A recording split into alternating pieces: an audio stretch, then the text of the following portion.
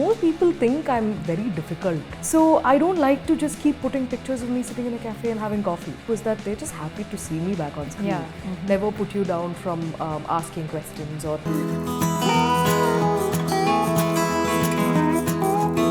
Hi Nivetha. Hello Sangeeta garu. Thank you for having me over here. No, thank you for coming. So glad we were able to meet. The last time that we spoke at length about a film was in October 2022, soon after the release of Saakini Daakini, right? Yes. Right. So wow. I know it's almost been like 2 years, and I'm glad that we are seeing you back in a Telugu film. Me too. 2023, you had a Malayalam film release. Correct. Enthada Sajji. Am I pronouncing it right? Yes, perfectly. Okay, so that was like your Malayalam film after 9 years or Correct. 8 years, right? Correct. Yeah, and now we are seeing you in a Telugu film after almost 2 years. Are good scripts so hard to come by? Is that one of the primary reasons that we don't get to see you often on screen across languages? I think the easiest way to put it is that most people think I'm very difficult to please or something. I'm actually the easiest person to narrate to, because I'm a very reactive listener. So if I find something, I crack a lot of lame jokes and I laugh at it myself, and I'm quite proud of it also. So if it's any kind of genre, I enjoy it wholeheartedly. So the only thing I see is that if someone's created a world, they are bringing it to me, and I'm so blessed to be listening to so many different things. But I just find it hard to be part of something where I feel like they've only gone halfway. Okay. And then there are multiple things that come into the picture which doesn't do justice to the world that they began to create. So what happens is when the idea is nice, then I don't feel like letting go of it, and there will be a lot of discussions that happen, and that at one point when I feel like it feels like it would be better if they just go ahead with somebody else and do it, and not have to pull their time a lot more, then I kind of back out. So unfortunately a few discussions, actually many discussions like that happened, but if things worked out as fast as I wish it did, I would be happy doing 5-6 films a year. But my only thing is that I want to be seen in 5-6 completely different characters, so that people don't get burned out by how much they see somebody on screen. But you know, this kind of being a little cautious and choosing what you really want to be a part of also comes from, I would think, from a place of being a little secure. Otherwise, there could be the fear of being out of sight can be equated to being out of mind. Do those fears come across somewhere at the back of your mind, even when you're saying no to something, when you say it is halfway across but not fully something that you would like to take up? Definitely it has. It has come to my mind, and those are times when the reason why I am not also a lot active on social media or my Instagram or Twitter is also because I always believe in a healthy work personal relationship, like even outside, like what I put out for the people to know also. I am a homebody and I stay at home most of the times. So when I don't have an update to give about work, I feel like I'm doing injustice to the people that like me. So I don't like to just keep putting pictures of me sitting in a cafe and having coffee. I feel like that's, first of all, people don't have to spend their time looking at me, or like waste their time looking at knowing what I am doing. But I've realized that that is important as well, because there are people that genuinely like to know what's up, especially when you're not appearing in front of, appearing in films a lot often. But every time when that conversation of, but I have to be honest, lately I have definitely felt like I really wish I was able to do a few more sooner. And every time I feel that, I sit with a lot of guilt that even if there are few people that enjoy my work, I'm not able to give them as much, because when 35's teaser or the first look and everything came out, unanimously what I heard so much was that they're just happy to see me back on screen. And I almost cried, because I was like, that's exactly what I want to give them too. And I don't want them to waste their money on a film that I'm part of. But when I think of so many things that I have to tick, the pace at which I do films is unfortunately becoming slower. So I think I'll have to take some time and figure out like a mid ground to satisfy my. I think I just have my standards too high. I don't want to compromise on anything, but probably just try and make a few mistakes to figure out my ground. Also been in the film industry for quite a few years. If we take your debut as a child actor, I think you debuted at the age of 12 or 13. 8. So it's 20 years now 20 actually. years now. Yeah. You know, it's also been like a long ride, which means that you've seen the ups and downs and the fame and the spotlight, and that is not the only driving factor for you to take up work, right? And you've been a part of big budget films, whether it's in Tamil or in Telugu. You've done Darbar, you've done Papanasam. Here you debuted with Gentlemen, then there was Ninnu Kori, and Jay Lavakusa was there. 118 was there, where you had 15 minutes or 20 minutes, but it was like something that people would remember who watched the film. There was Vakil Saab, Broche Varevurura, right? So in spite of, so one would think that when you are acting in multiple languages, that could be an advantage because you get scripts from different languages. But despite that, if there is a phase where you go through this phase of wanting to think about what you want to take up, do you look at it as a transitional phase? Because you've been through one graph, isn't it? Yes. You are right actually. I am looking at now as a transitional phase, because when I transitioned from being a child artist to a leading lady, that was I don't think I thought so much. It was all happening so fast that I was never living like in the present. It kept taking me forward. I went with it. But I was enjoying everything. I was enjoying everything so much because it became like second nature to me. Like, I mean, 20 years now, I'm still never able to accept the fact that I'm a celebrity or a star, and because those are additional baggages that you unnecessarily put on yourself, and then you have to look a certain way, be a certain way, choose things a certain way. All of these things happen, and that's very, very. I mean, I'm already sitting here wanting to just, you know, like be fast at putting films out, but when I think about all the things that I've done in the past, and there's no shortage for good films. I would never say, oh, there are things lacking. I feel like it's the best time to be in cinema also, and I just want to kind of probably transition in a certain way to make sure that I'm able to find the work in the pace that I feel like is right. So probably I'll have to figure some way out to do that. But otherwise, it's yeah, this notion of, you know, I'm very hard to please is a complete lie. In fact, very, very easy to narrate and to listen, and it's a joy for me to listen to stories. But it does feel like a phase where I want to really take some time to understand which direction I want to go at now. Whether I know that I will die in the film industry as an actor, or with multiple other roles in maybe as a producer, or we'll have to see, you know, in the future. But sometimes I also think maybe I should just, you know, fund my own film and find good directors, because I don't shy away from working with new directors at all. I just believe in putting the right kind of team together and executing the project within pre-production is everything. If you are planned and if you get into it, it's easy to do good films. But again, there's this difficulty in finding the right date, finding the right distributors to release it. So I am in a beautiful niche, but I am still in a niche.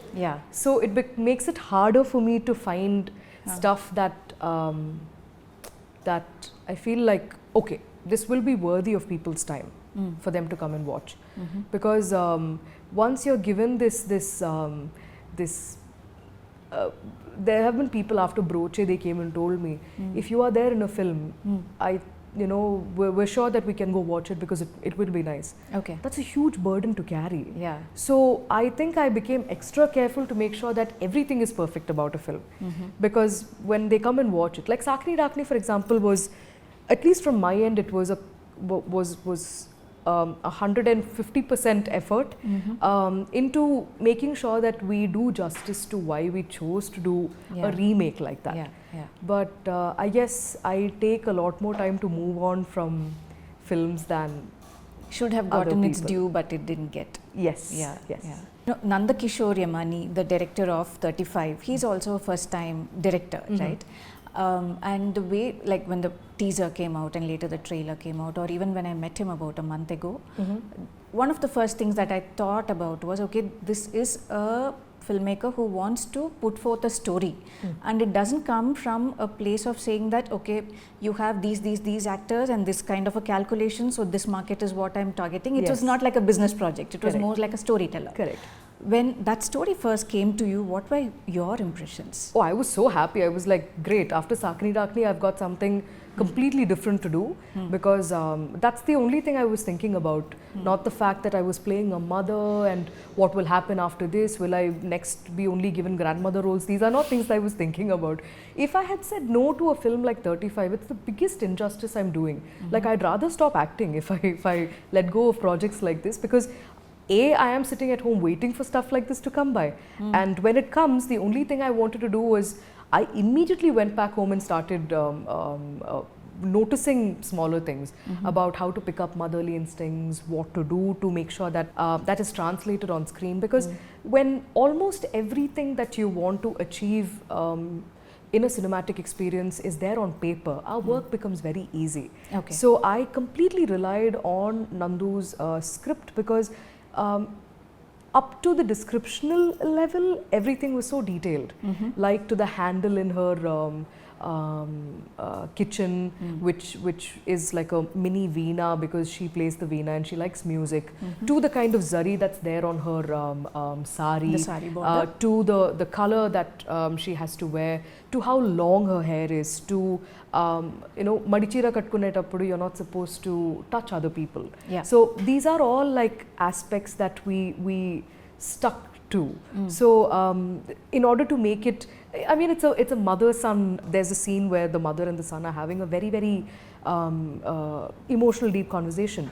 Cinematically, it'll be great if she can just hold him, but she has to be at least 2 feet away from him, because she's in a madichira.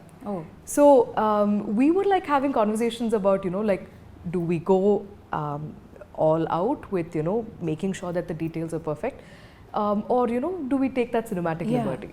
But those kind of discussions were healthy right from the start with Nandu, and that's why I was able to trust him to see that, to make sure that he will see it through till the end, and he did. When I asked Nanda Kishore whether this film is like a social commentary as well as a commentary on the education system and the way we look at academics, he said it's a entertaining family relationship drama. Yes. If people get entertained and when they go back, if they take a thought or two back and think about something, I would consider it as an achievement. But how would you look at the entire this is the farthest from a social commentary, actually. So when I am listening to a narration, I think I've heard so much of stuff where I will know that if it is going into a preachy zone immediately, I can sense that. So with this, I was kind of waiting for it to get there. Somehow, in a very sadistic way, I was like, oh God, I think it is going to get there, but it never did. I see. So it was like, wait, he's asking questions that are coming from like a 9-year-old kid, but even we don't have answers to it as an adult. But that's not what the film is about. It's about a woman that's failed 10th. She doesn't have an educational, she's not like very proficient in education, but how she decides to kind of do what is necessary for the family, put the family forward, like and it reflected so much of so many women in society. Like one that starts right in my house, which is my mom. Like she was a very, very talented nurse. She had to let go of everything when I started acting. And this is not even when, you know, I knew that this was a career option or anything like that.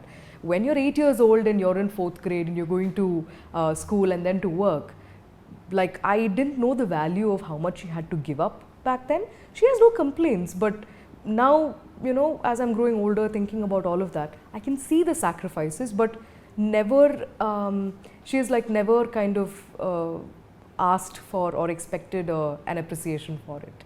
So there is this beautiful synergy or balance that the parents create in the background, which makes everything on the surface run smoothly. And as kids, we never realize that. But in this film, it's also beautifully portrayed that it's so addictive to want to see it more and more and more. Like Gautami ma'am in this film, she is the representation of an urban woman. She's seen a lot of the world. She's traveled a lot. She lives in an urban setup, and she has a lot more exposure. So when she meets a Saraswati who has not even passed her 10th, she lives in a small town in Tirupati, and her world is literally the 3 other people, her husband and her 2 kids. But the kind of exchanges they have, they talk about self-dignity, and both of them are talking about the same thing, but it's coming from very, very different experiences. So all of these things, not told in a preachy manner, is just beautiful, and that's why I felt like Nandu was so poetic with everything that he wrote, and to sandwich all of that in an extremely entertaining film like this with 60 odd so kids is just magic. And that's why I urge, like I almost will force people, if I get a chance, I will go knock at every door in Hyderabad. I'll be like, please take your wife, take your mum, take all of your kids and go to the theatre to watch it. Take a Friday off, it's okay. Just go to the theatre, because it'll feel like you're at home only. So it won't be like a big difference for you. And when you're seeing it on a big screen, something so personal, I think that's magic. So if you're able to just, if the film is able to put a small smile on your face, and when you go back home, without it being social commentary, people will start thinking about, నేను ఇలాంటి మాట ఆ రోజు I was not probably supposed to say it to my wife, or maybe you thank your wife, you thank your husband, you start saying things differently to your kids. That is a win-win for us. So yeah, if given a chance, without coming across like a stalker, I would love to knock at every door and be like, take your mums, take your wives, take your kids along, and please go watch it on the biggest screen possible. You are working with Gautami ma'am after Papanasam. There you were her daughter, right? Yes. Now, to work with somebody after a few years, when you've also grown up, had some more life experiences, what does it bring to the table? Also, as a co-actor, how do you vibe off each other now than when compared to a few years ago? So the beautiful thing about Gautami ma'am is, I feel like this is the perfect casting, because Gautami ma'am as Sarada is Sarada as Gautami ma'am. Like they just, there's this immense grace that oozes out of her, and attention to detail. Like she made sure that Sarada wears a certain kind of a bulkier watch there. So that is her own watch. And she was like, she travels too much, and I don't feel like she's the age where, you know, she would have like a smartphone to check on the time, and please don't give me one of those small old people watches. I'm going to wear something bulky, because she is that. So those were things that probably I didn't notice as much during the time of Papanasam. But now when I was looking at all of those kind of collaborative discussions happening, felt so good, and that familiarity was always there. So I kept in touch with Gautami ma'am since back then, and she's not changed at all. She's always that sweet person who never put you down for being not as experienced as she is, never put you down from asking questions, or she always made sure that we are all together having conversations, no matter how, if you're one film old or if you're just starting off, it didn't matter. So here her inputs were absolutely amazing. And I kept thinking about it. I told ma'am, I was like, ma'am, do you realize that I played your daughter and now I am playing a mother? Yeah, I personally felt very, very good about it, and it also, I think somehow very subtly showed me how much time had passed as well. So the film itself is set in Chittoor, Tirupati, right? Yes. And I'm told that all of you had like a diction dialogue coach so that you get the yes. lingo right. Take me through that process. Oh yes, we had tuitions. Okay. We had 7 a.m. tuition classes every day with, there's this person called Prashant who actually wrote a book with the kind of syllabus that he had prepared for our training. Okay. So, and I think he published it in a college, university in Tirupati as well. So it's almost become a textbook of how to learn Tirupati dialect. But he taught us everything from phonetics to lexicals, everything to that detail. So we would like wake up every morning at 7.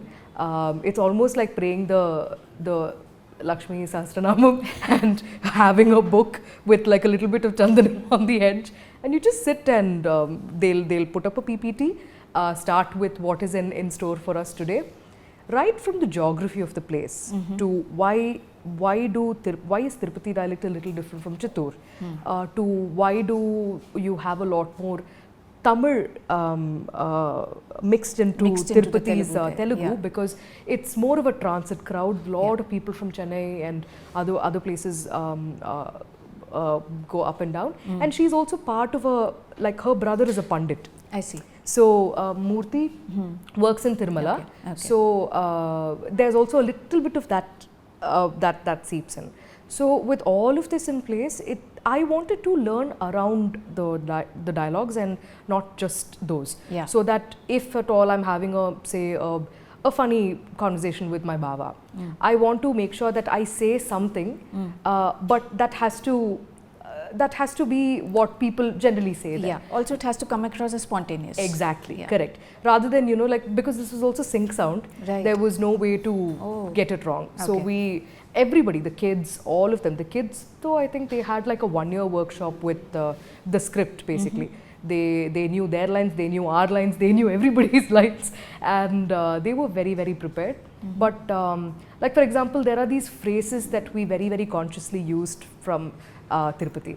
Like if you're having a conversation with your husband and you're trying to mock him or like gaily chedam, but not trying to put him down. Okay. So it's like there's this beautiful thing where he says, Chinna panlo kuda velu petnive, like you won't let me do even the smallest thing. I'm like, avunu nadum padte puttur kottal ticket. So this is something that's very, very typical to like a Telugu, Tirupati Telugu speaking Tirupati dialect or that region. So those kind of things I was very adamant that we had to try and induce, so that it looked more and more and more regional, and it felt more and more real. Okay. Post 35, when do we see you in Telugu cinema? Have you been listening to scripts? What's been happening on that front? Yes, I have been listening to scripts. Some very, very interesting ones also came by. But I think I have to be like very frank here. One of the difficulties that I've seen is just with this notion of this idea of people calling a female protagonist film as a female-centric film. They are putting it into a niche, and it's becoming so hard to package films like that. So when there is a bigger, I guess, a male actor and say 4 or 5 songs, a great album, it's very easy to package those films, I think. Yeah, so when there's a very, very beautiful film, and that's why like 35 is so special, because we are able to get it out now and promote it so well and get a really good release as well. But I think there needs to be a better space where it doesn't matter if it's a new male lead that's leading the show or an experienced female lead that's leading the show. It's a film. So I hope and pray that we do get producers who are able to back films like that, and also a space where we are able to release it as a film, because it is just another film. Yeah. So that's how I see it, and that's why I feel like there needs to be a little bit of a shift in how we discuss films like this as well. Yeah. You know, rather than calling it a small film, which technically it is not at all. Yeah. But I think that notion has to slightly change. So keeping all of that in my mind, that's why I said, you rightfully said, this is a transitional phase. It is for me. So I am going to think about how to actively, nicely, commercially take it forward. Yeah, so I'm hoping that I will get to do something soon. Okay. But even if I don't, if I take some time to lay all these things in place, I'm sure that it is for the best, so that I can keep up my pace after that. Wishing you the very best for 35 Thank you. whatever you take up next, and looking forward to watching the film. Thank you so much, Sangeeta. Thank you.